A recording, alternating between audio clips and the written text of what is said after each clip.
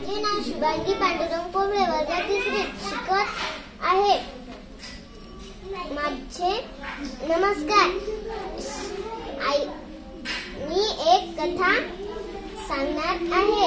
आईची शिकवण. शाळेत जाताना आई आपल्या लाडक्या मुलाला म्हणाली, बाळ, तुला मी आज डब्यात 2 लाडू देत आहे की एक तू खा व दुसरा तुझ्या गरीब मित्राला दे.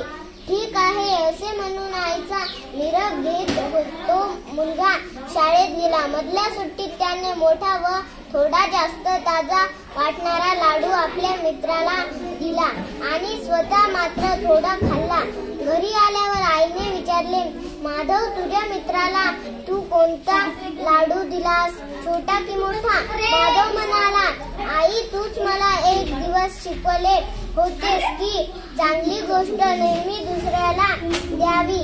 त्याप्रमाणे मोठा व चांगला लाडू मी मित्राला दिला, छोटा मी खाल्ला. आईला आपल्या मुलाची नकळत परीक्षा घ्यायची होती.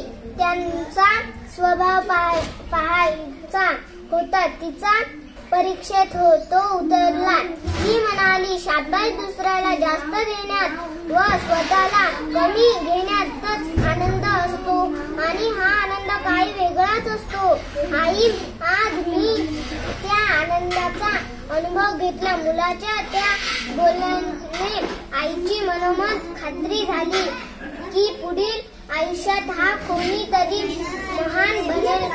खरोखरच त्या मुलाने मोठेपणी खूप नाव कमावले व तो प्रख्यात न्यायाधीश व समाजसुधारक झाला.